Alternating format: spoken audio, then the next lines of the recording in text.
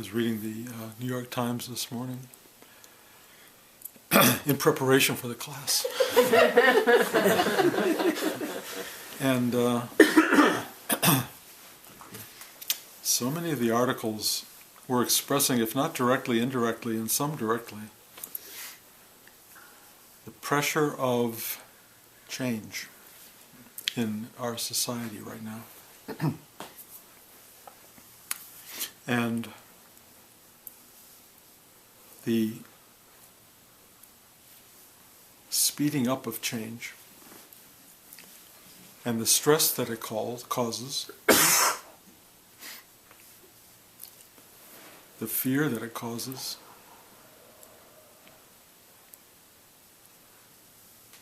and the urge that human beings have in reaction to it, which is the urge to hold on. Hold it together. Probably the wrong urge.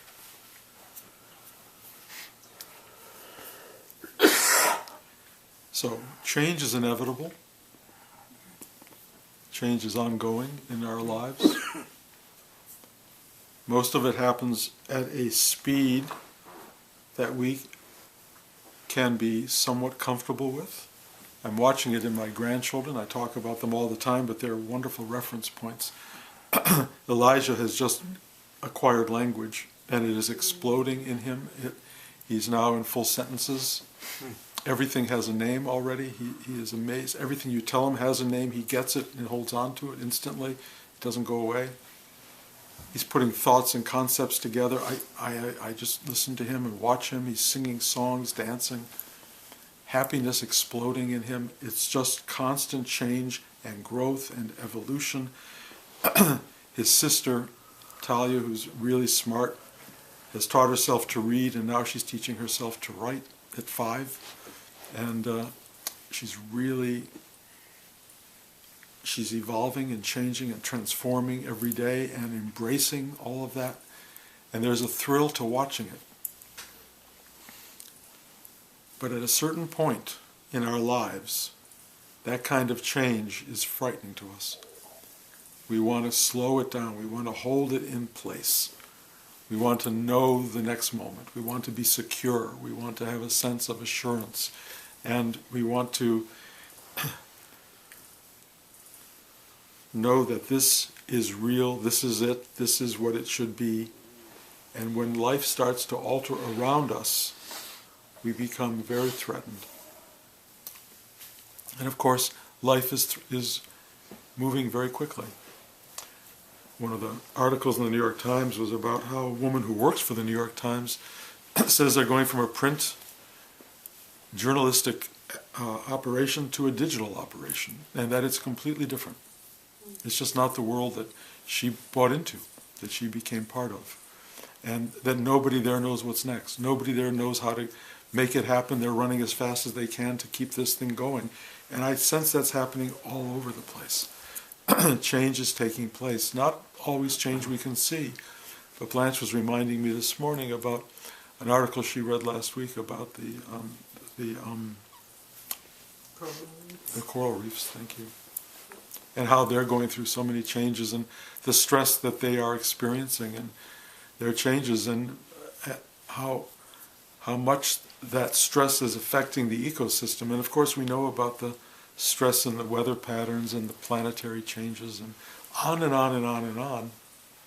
And we're all feeling it. We're feeling it whether or not we are aware of that's what we're feeling. It works its way into the system.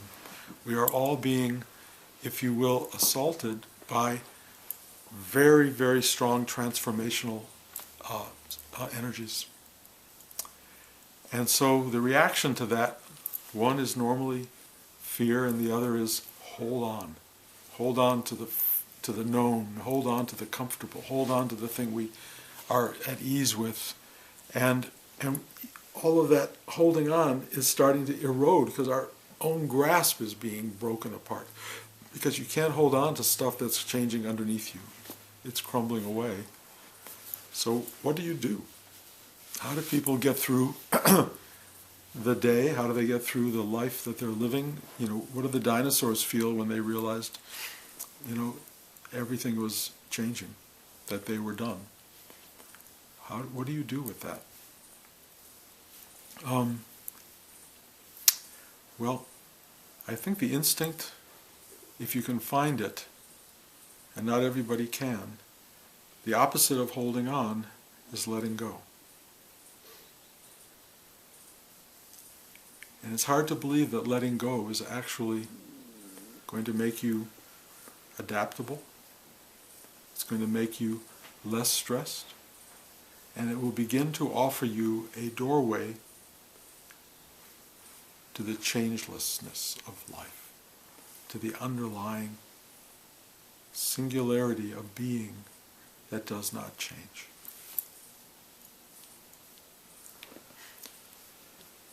You cannot get to that space by running to keep up. All that does is creates more stress. It may be good for you, it may be demanding, it may cause you to have a very exciting, dynamic life, which is fine, because that life is here to be dynamic, life is here to be enjoyed, life is here to be engaged. We're here for all of that. But if you're doing all of that with stress, if your body is breaking down, if your emotions are breaking down, if your sense of serenity is disappearing, what do? Well, for those of you who are seeking a solution to all of that, the answer is letting go, surrender, stillness, diving deep within, and discovering inside yourself the still water of changelessness. That which is, that which always is. Not which was or will be. That which is here as I speak, as you sit here. It is pervasive. The isness of being is everywhere. And from the ground of that isness comes future, and in that isness there appears to be a world of past tense. But the only absolute reality is the isness of the moment. That which is here and has always been here, in which time has emerged, in which human beings have emerged, planets have emerged. Everything that ever was has happened within this isness, this present tense being that we are.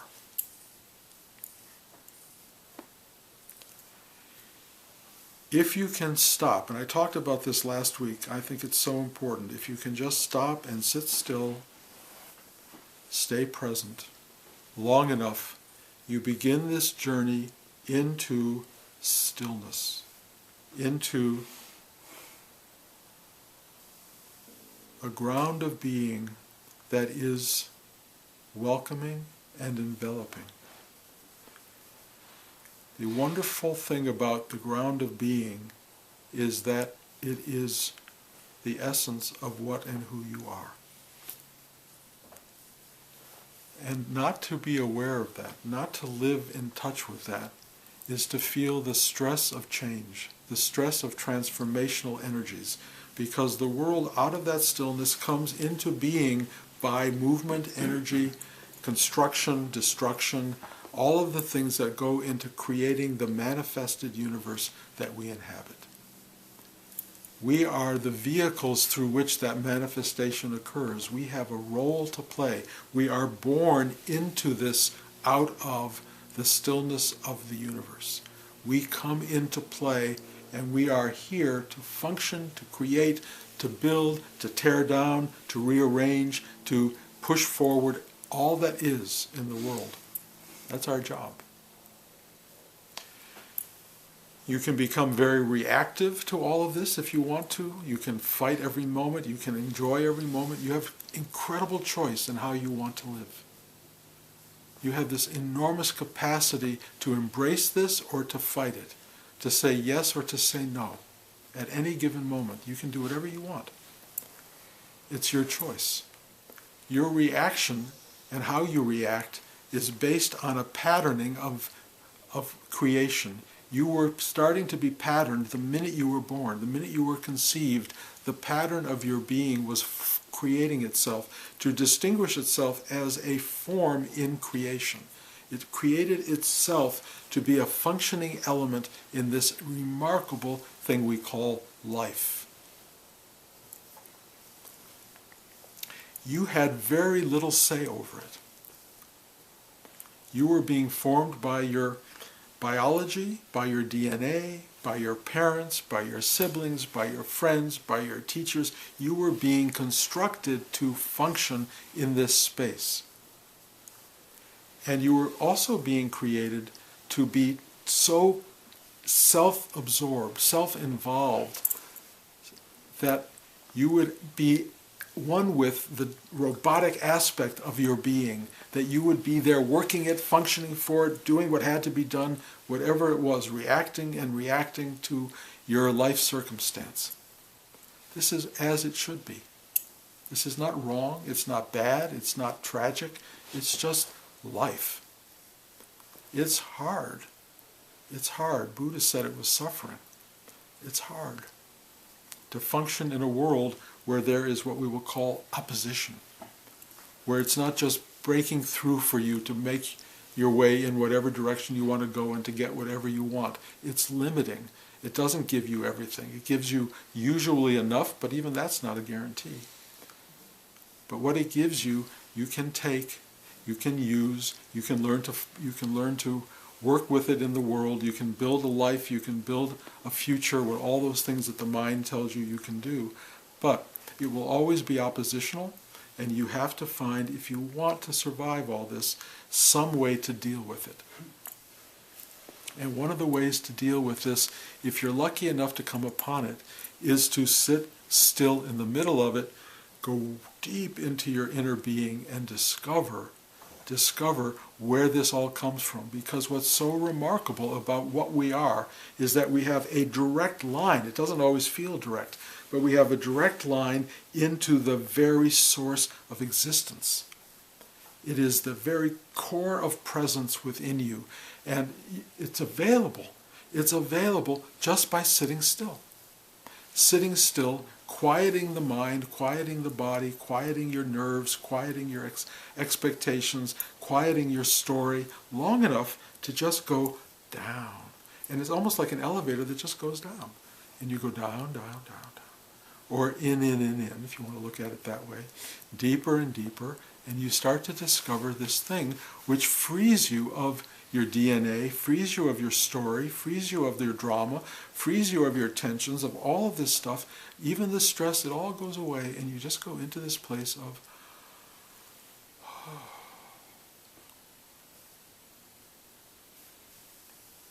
I talk about this every week. Every week.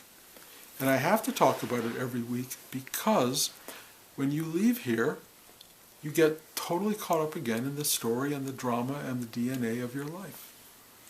And because the brain doesn't seem to get the message, or if it does get the message, then you are a true yogi, if you will, a student trying to yoke to stillness and being. That's what we are. That's what we're trying to do. And you sit here and you discover, and it's really interesting because it's like rediscovery every time. I cannot explain it. Every time you discover self, every time you discover this powerful space inside you, it's like, wow, again. It's like it happens over and over. It's like constant awareness and constant amazement. Oh, there it is.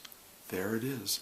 And it's so extraordinary because you can be in the midst of all sorts of struggle and it just goes, or, and I love to use this image, it goes like this.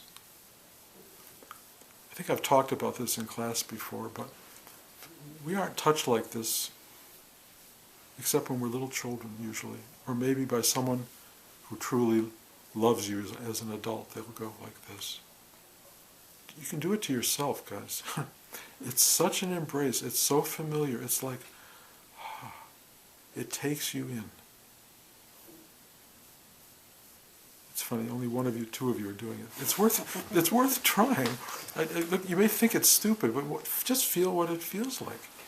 It's just over your cheeks and under your chin. It's like, oh yeah.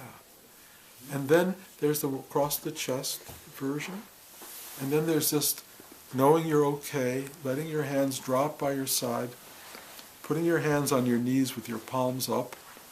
I talk about palms up. Palms down is okay, but it's very protected and it's very rooted. Palms up is very, very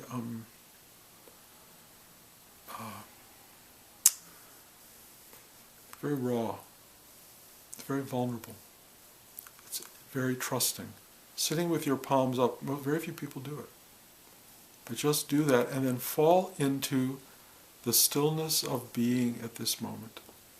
And that's the way to deal with change, stress, tension, fear,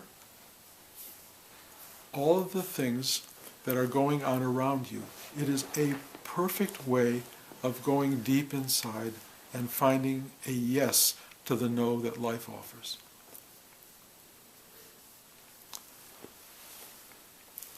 I'll tell you when it gets hard. It gets hard when you start to see all the things you don't like in life. When you start to feel unworthy, when you start to feel like a failure, you start to feel doubting, you start to feel like it's not worth it, you start to feel like it's never going to get any better, you start to feel lost, you feel stuck. All of those things in life, our general reaction to those experiences is to be in them and to get totally caught by them because they engage us so deeply. They really engage us in the story of us. And when you're engaged in that, you completely forget that you have this ability to do this, to sit, go into stillness, and be one with the what-isness of your life. That reduces, ultimately dissipates all that other stuff. It's a way out. It's a way out. Some people will say the way out is by going within. That's the answer. There may be other answers. I can only teach you the one I know, which is this. It is a remarkable thing to go deep in yourself and watch it resolve the difficulties of your life. It doesn't make them go away, it just makes you feel it's okay. It's okay.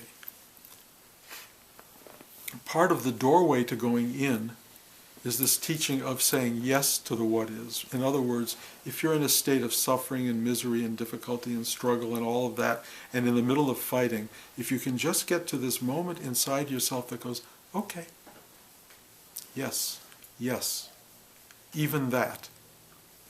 Or as Nisargadatta would say, I am that. I am the struggle. I am the suffering. I am the difficulty. I am what is. The minute you say that, there's a kind of syncing up with it, and there's no battle with it. You just join it. And when you join it, there's an automatic, and the journey begins into the depth of stillness.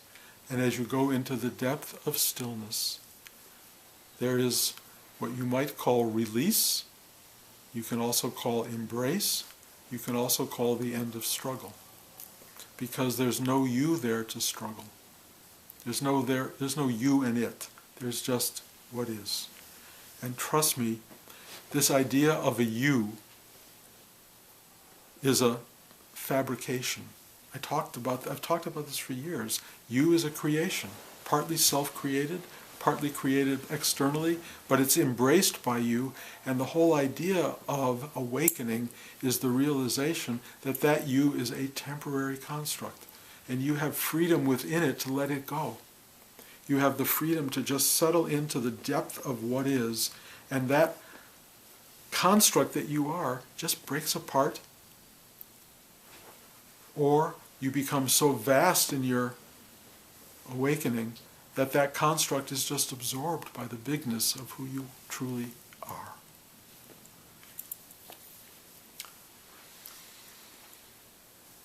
You have to be at a certain point of development to hear this message.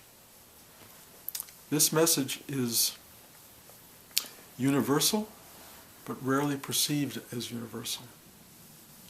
You know, the way they often describe it in our culture is woo-woo. This is the woo-woo message. I don't know why they do that. But trust me, if it's woo-woo, you want to be woo-woo. It's the place to go. Because the other answers to this question, to the problems of stress and difficulty, don't really work. And we are ending up, as you can see, if you read the New York Times, in a society of people who are drugged into not suffering, if you will. Except if you watch any ad on television, which are now ubiquitous, every one of these drugs that give you peace and joy have side effects that will kill you. We all know alcohol. I'm sorry, I don't mean to be against alcohol. I'm not, but I do watch what it does to a lot of people. You know, there's so many things that people do, you know, to avoid the stress of their life that just creates more stress and more problem and more suffering. This is an antidote to that. It's a simple antidote, you know. All you have to do is sit still and go inside. As I said last week, you know, stop, sit, stay. Be with it. Be with it. I've been thinking about it a lot this week, this idea of, you know, that you can train the animal mind, and how few people ever have. We all have animal minds. Our dogs are better behaved than us. They're better controlled. They listen. You know, as Judy pointed out this week, I said you really learn to trust the owner in a way, and Judy said, well, yeah, the owner feeds you. Well, the owner feeds you because the deep witness within you, which owns really, which is your master, feeds you. It loves you, and it also disciplines you. If you go deep inside, it will tell you, stop, sit, stay. And when you learn to do that, when you really learn to do that, you will be at peace with the stress and the transformational struggle that goes on during periods of change. You know, when life is really changing, if you have a dog, you know, if you're moving to a new house or something like that, if they're stressed, they just go sit, they lie at your feet, you know, they just want to be there and cuddled and be told it's going to be okay, and they trust you completely. That's what we need to do. Lie at the feet of our own being and feel touched, embraced, witnessed, be one with it, and it will carry you into the next moment and the next moment and the next, no matter what it changes into. And then at some ultimate moment, you will have to be really prepared for this. It's going to ask you to jump off the edge. It's going to ask you to jump into the abyss. Totally. It will do that for every person. Every person has to do it. And at that moment, you would like, ideally, to be so trusting, so nurtured by your own being, that you go, okay, off you go. That's kind of what this is about. That's the journey. Most of us are so resistant, so untrusting, so unavailable to our own sort of master, the inner master, if you will, that we don't hear it. We don't function. And, you know, we have these different minds inside. Animal mind is an evolved mind. And I talked last week about reptilian mind. Reptilian mind is untrainable. It's just totally reactive. If you ever watch a little, you know, we have thousands of lizards around here. You go near the lizard, they're so fast. They're so dynamic. They're so interactive. They know how fast to run. They're very powerful. You're never going to train a lizard. Never. Or a frog. Or a snake. We're trainable. Start training. Start training. It's the only way to deal with a world that is going through the transformation that this world is going through. You are in it, one way or another, you are in it. And either you're hiding out or you're doing what we're talking about here.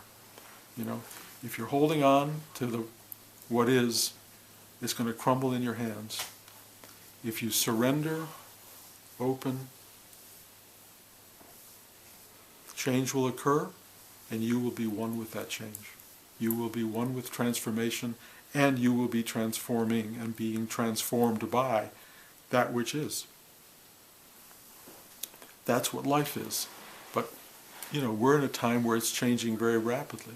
My parents lived in a time where war was happening. Huge changes were taking place. My ancestors lived in times where they had to run away from the world they were in because it was changing so dramatically. We all have our moment. Every one of us has their moment. Our moment is complicated, you know. Everything's changing around us. We have to meet it. And you meet it, you can think by running as fast as you can, but also sit still, feel the infinite presence of your being, and it will allow you to do whatever you have to do to be one with what is. This is all so simple. So simple. So, those of you who are having stress, those of you who are afraid, those of you who are suffering, those of you who are having difficulty, take charge. Let the Master speak. It's within you. Just pay attention. Any questions? I'm completely on your side. There's this one thing that constantly comes up with me is when the dinosaurs are there, something out of space crashed on the Earth, the dinosaurs die, that's all fine. But we are about to die for things that we have created ourselves.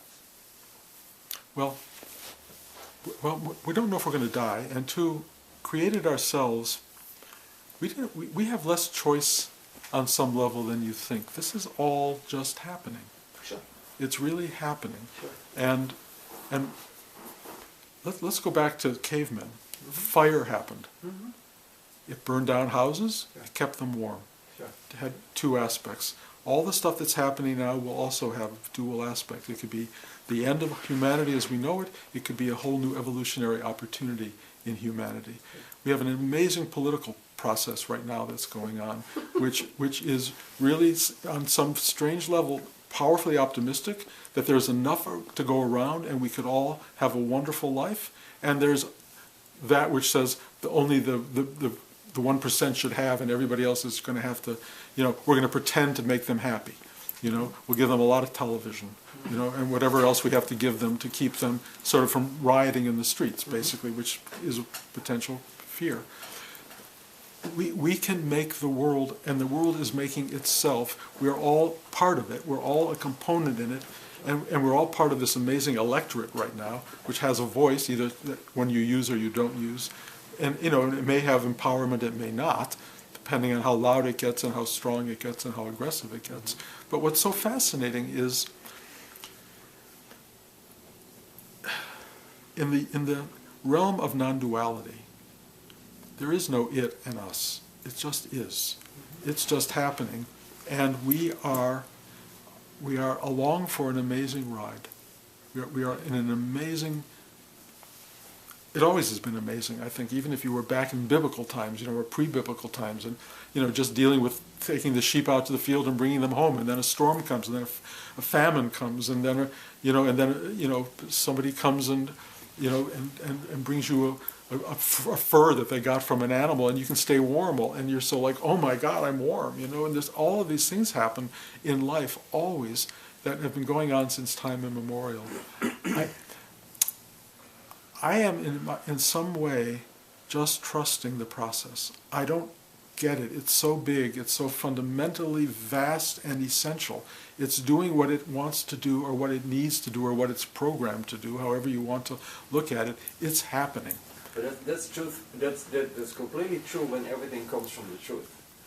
But the whole process is so evilly manipulated. Yes, yes, no, and it's always been thus.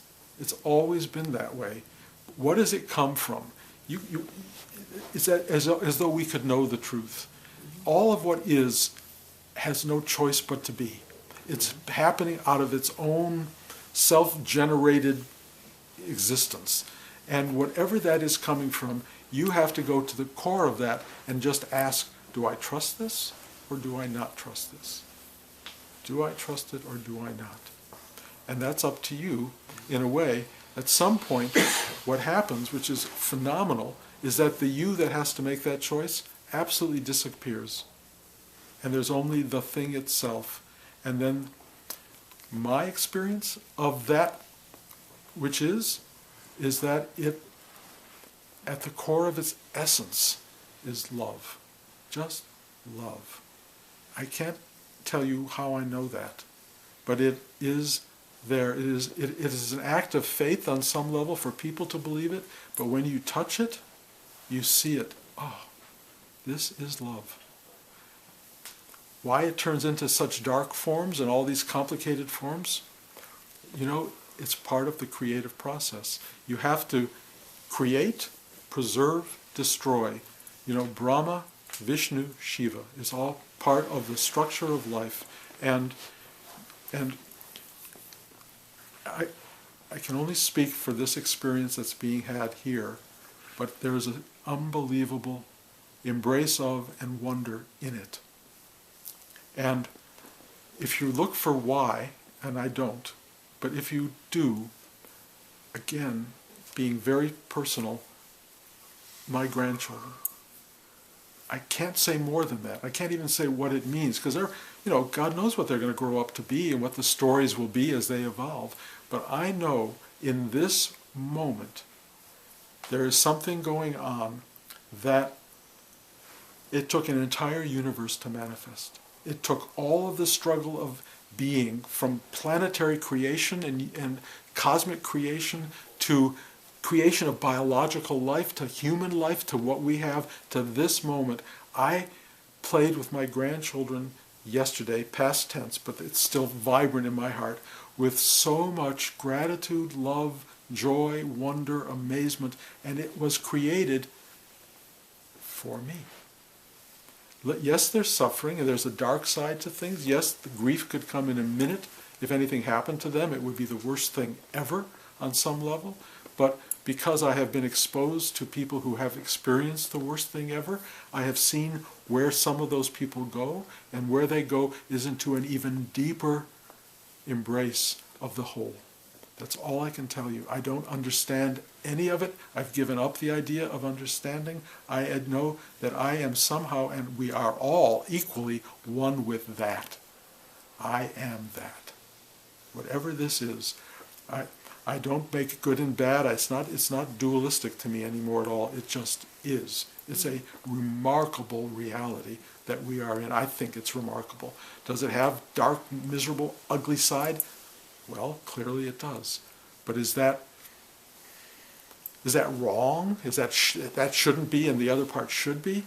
That's not how I don't feel that anymore. I can't cognitively tell you that I get the making of all of this, but I can tell you I am amazed to be aware of it, amazed to be one with it, and grateful beyond any explanation, any. So there's the vast embrace of the what is, and then there's the particular that we're all in that has to vote for somebody, that has to choose a path, may not even like who you have to vote for, but that's how life has created itself. It's given us certain choices. I will tell you, it may not matter who we vote for because the world's going to do its thing. On the other hand, it matters that I think, are part of it.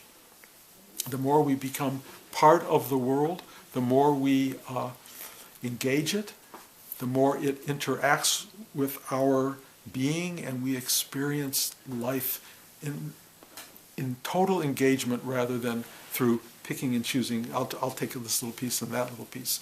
Rudy said you have to surrender totally. Give yourself over totally to to what is. Not partially, not to this part and that part and that part. He said surrender is an absolute act. And that's what is occurring from this person who's teaching you right now. And this person is basically a body, a story which has very little interest to this person right now, a physicality which is sometimes really uncomfortable and sometimes okay. Whatever this is, it is going through some kind of dynamic evolutionary experience that I think is available to all of us, which is a kind of breaking down, falling away, emptying out, and becoming nothing and everything at the same time. That's what's going on. And it is remarkable to go on this journey. It is, some people think it's a journey into bliss and freedom from suffering. It's just not that at all. It's a journey into everything that is and will be and could be and was. It's total, but there's no you in it. There just is. And it's amazing that we're in it. Well, first of all, look, we have no choice. You're in it. That's all I can tell you. So either you figure it out and work with being in it and find your way to what I'm describing, which Buddha described, which is enlightenment and awakening to the truth of this, or you don't. And if you don't, you will struggle and suffer because that's the nature of existence. The key to it all is this meditative act of letting go, diving deep, opening up, and saying yes to what is. So what you're saying, I love you, and I know, and I see where you're coming from, but there's that element of judgment, and there's an element as though you think you know truth, that the truth is. Anyone who says the truth is in trouble, because the truth is not that. The truth is unknowable and it is unspeakable on every level. The minute you give me the truth, I know you're wrong, because it can't be spoken.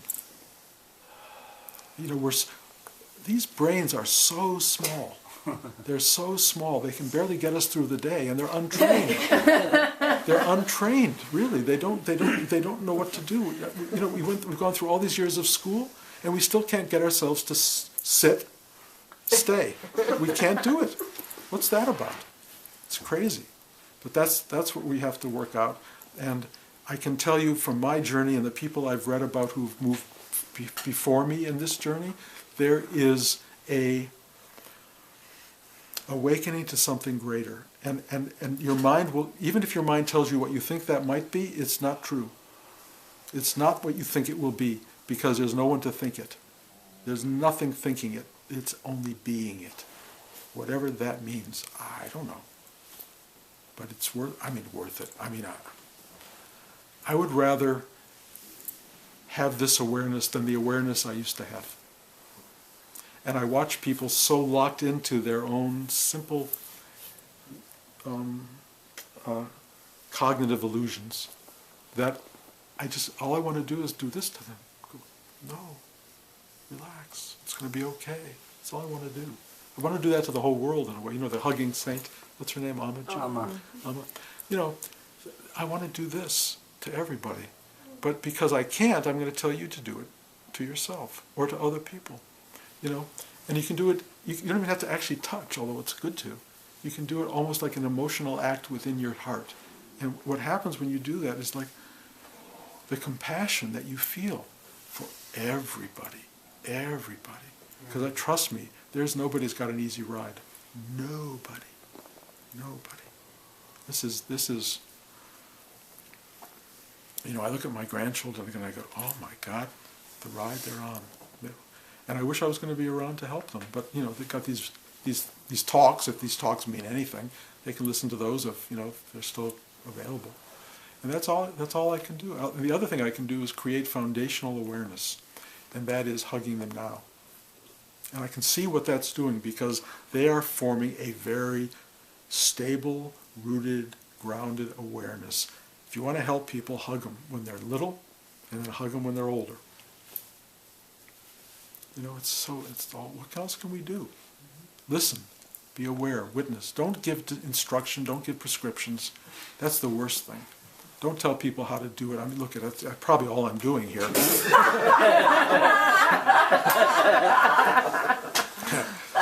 but it's true. It's true. They don't. Most people don't want it, and I'm trying to do it in a way that I don't. I mean, maybe look. I'm sorry if what I'm what I'm doing is wasting your time, but I don't know. I don't know what else to say, and I would just say, you know, try to keep it as simple as possible and as loving as possible. I wanted to say a couple things. Sure.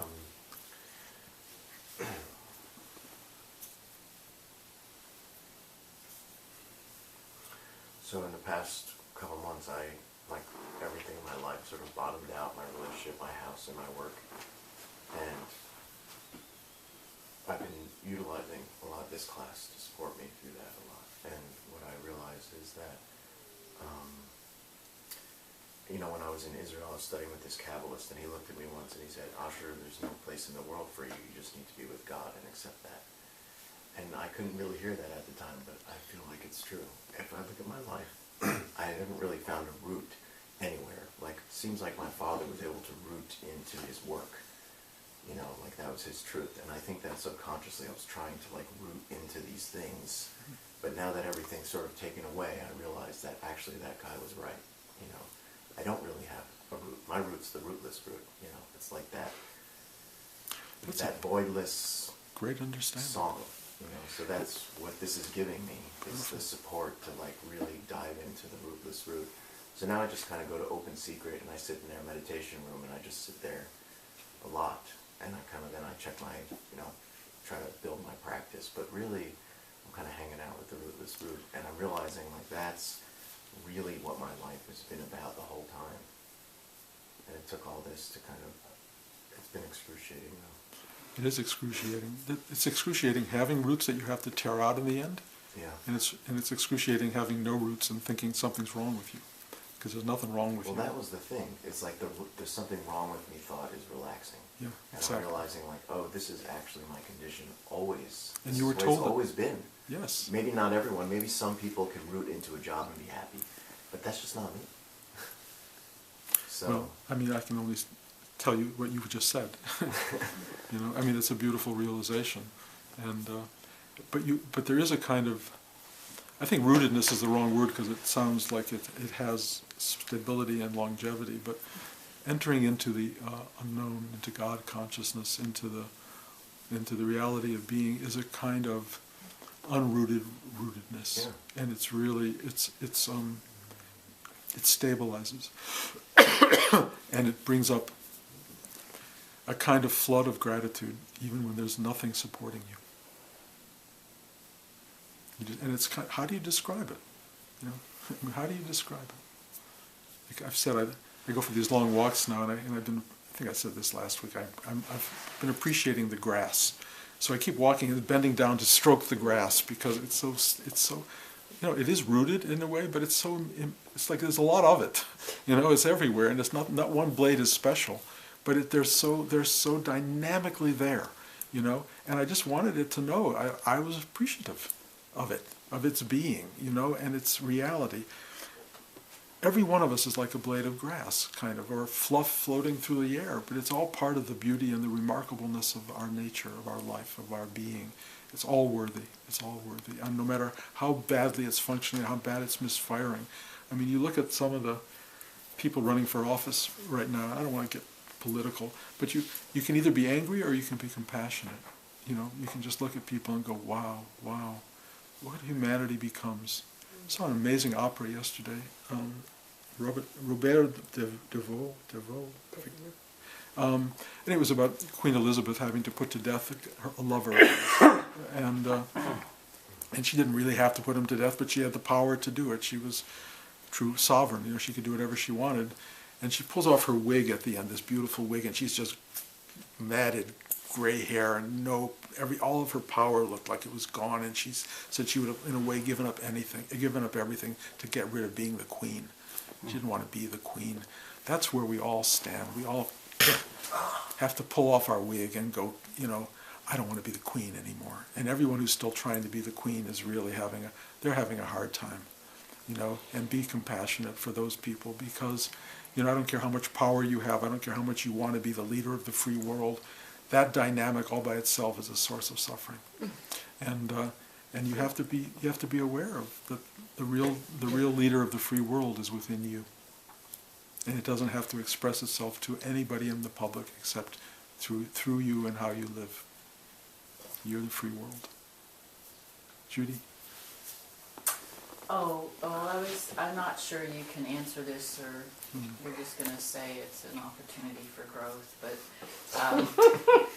so I told you I was in this black hole, and so everything that's come, you know, even though it's all this stuff, you have to rearrange your life for all these months, all these things, and I just went, okay, you know, Rudy says, like, Rudy helps me a lot, everything is nourishment, so everything that comes, everything is nourishment, so I'm good with that.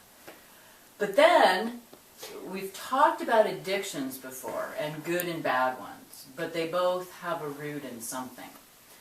So I'm in this black hole, and I go, okay, everything is nourishment.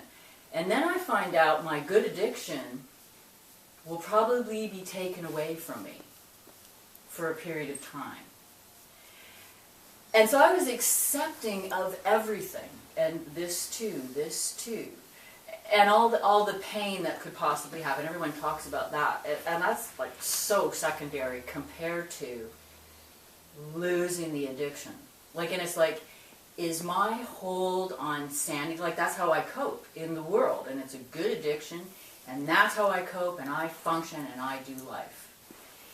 And to have it taken away, to me it's like, you're just going to spiral downward, like the fear of it, no, do you know what I mean? And I'm trying not to make it a big thing, but it's like, that's how I've coped for 38 years.